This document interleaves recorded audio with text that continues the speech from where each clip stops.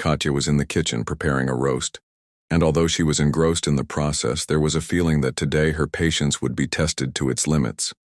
She simply knew that at any moment, familiar words could come from the hallway. "Misha, my dear, I'm here." And of course, her premonition did not deceive her. Right on schedule, the door slammed, and Misha's mother, Svetlana Tarasovna, burst into the apartment. She was an imposing woman, tall, with a straight posture, a loud, commanding voice, and a gaze that seemed capable of stopping a train in its tracks. Katya sighed heavily. Her wedding to Misha had taken place just a month ago, and she had hoped that her mother-in-law would eventually adjust to her new role and stop treating their apartment as her own.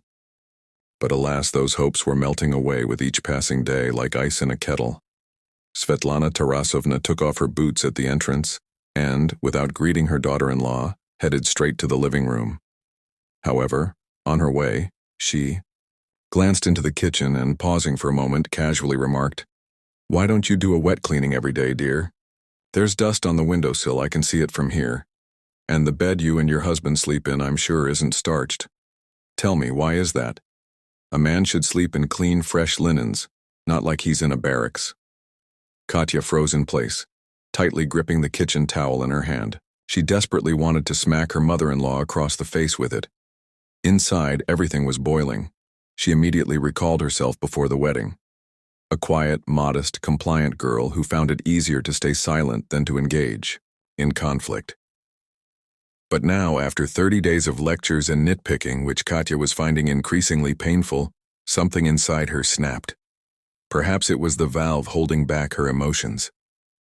So, Katya returned to the kitchen, hung the towel on its hook, and went to the living room. There, her mother-in-law was already fussing over the pillows on the couch, turning them over, inspecting them, a full-scale inspection. "Svetlana Tarasovna," Katya said unexpectedly firmly, "you can manage and give orders in your own home. Here I am the mistress. If something doesn't suit you, I'm not keeping you, you know where the door is." Her mother-in-law froze, narrowed her eyes predatorily, and slowly turned to her daughter-in-law. "What? What did you just squeak?"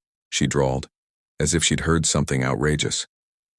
Katya struck the pose of a resolute Amazon and crossed her arms over her chest. "That's right. It's enough that because of you, my Misha divorced his ex-wife. He told me the reason. Now I understand it too, but I won't let you destroy our family. Know that." Indignation flared in her mother-in-law's eyes. "So that's how it is. So I'm to blame for everything. I'm the one who ruined his previous family, according to you. Oh, you. Who else if not you?" Katya couldn't hold back. "Weren't you the one who persistently meddled every day, telling them how to cook, how to wash, how to raise their children? You nitpicked about everything. And what was the result? Tanya couldn't take it and left. And now you've decided to arrange my life the same way. No, that won't happen. Not a chance." Svetlana Tarasovna threw up her hands. "Good heavens, this is what I get. Gratitude. I'm here wishing happiness for my son, and this is how I'm greeted." Katya smiled, not softly and modestly as before, but with a smirk. She decided today to put an end to her mother-in-law's interference in her family life. "You, Svetlana Tarasovna, should go home. I still need to cook lunch for my husband, or he'll come home tired from work, and instead of cutlets or a roast, I'll have spent the whole day calming you down. Leave in peace. I have plenty of work without you." Svetlana Tarasovna, realizing she was being bluntly kicked out, stood up and straightened like a general at a parade. "Well, I never. Look at the youth these days, rude and ungrateful. They don't know how to do anything, yet she calls herself the mistress." "Yes, the mistress," Katya calmly confirmed. "I am the mistress here," she added with emphasis. "And don't you dare argue with me." Her mother-in-law paced the room deliberately. Stomping loudly as if trying to wake the neighbors downstairs, she finally thought of something else to nitpick about and headed to the kitchen. There, she sniffed the aroma coming from the pot. Then, ostentatiously and carelessly grabbing a spoon, she tasted her daughter-in-law's cooking. "Roast, you say? It's oversalted. When will you ever learn to cook, you poor thing?" she sneered. glancing disdainfully into the pot. Katya sighed and replied with a smile, "Of course, it's oversalted. Too bad I didn't have time to toss in a couple of packs of hot pepper just for you to make your tongue burn." Svetlana Tarasovna shuddered. "How dare you, you insolent girl? You little wretch. I've sacrificed my life for my son. Lost, sleep over him, handed him over to you, and I need to be certain that he's doing well. And you? What, you're going to get in my way? I won't allow it." "Oh, mother, don't get so worked up. Calm down," Katya parried, calmly. "Keep living for him, but do it in your own apartment. You don't need to do it here, or we'll have to set up a personal quarantine for you." Just then, Misha came home, tired, with a bag in his hands. "What's going on now?" "Another misunderstanding," he said, seeing his mother and wife standing across from each other like two gladiators before a fight, and then Svetlana Tarasovna nearly wailed, "Son, your wife is kicking me out of your own house." "I'm not kicking you out," Katya clarified. "I'm just suggesting you go back to your own home." Misha set the bag on the table and rubbed his face. "For heaven's sake, I thought today would be peaceful for once." But the two women were already in full swing. "Let me tell you something, Mishenka," his mother pressed on. "A woman who doesn't starch the linens doesn't respect her husband, and a woman who doesn't mop the floors every day? She's just a slob." Katya smirked. "So, you're saying I'm a bad wife?" "Of course," the mother-in-law nodded. "Then tell me honestly, Svetlana Tarasovna, did you starch your husband's linens?" "Naturally, what else?" she declared proudly. "Then why did he leave you for Aunt Galya from the market?" Katya squinted.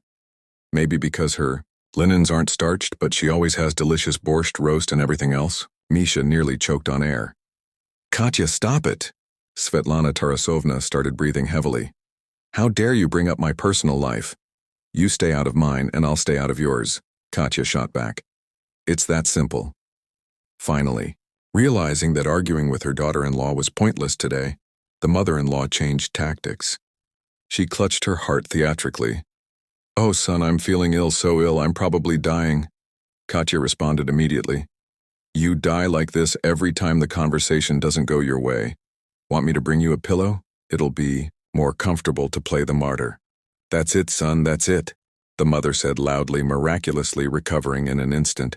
"Choose, it's either me or her." "Perfect," said Katya. "Let's flip a coin, I'm heads, you're tails.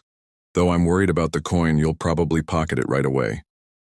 At that, Misha couldn't take it anymore. "Mom, seriously, you always said a man should be the master of the house. Well, I'm saying Katya is the mistress here." "What, you little brat, you're turning against your own mother?" the mother-in-law fumed. "I'm not against you," Misha explained wearily. "I'm just for my wife." Katya smiled with satisfaction. "See, Svetlana Tarasovna, we can keep arguing for a long time.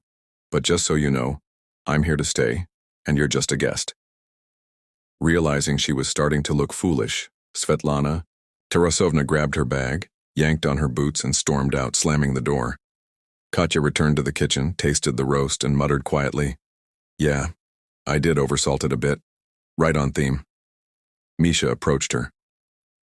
"Listen, you scared me today. I didn't know you had such a fiery spirit." "What, you thought I'd stay quiet my whole life?" Katya winked at him. "You were wrong, my dear. I've got plenty more surprises for your mom." Svetlana Tarasovna sulked for about a week after that disastrous visit, then spent another week calling her son, complaining that his wife was ruining the family. But eventually she realized Katya wasn't someone she could bend.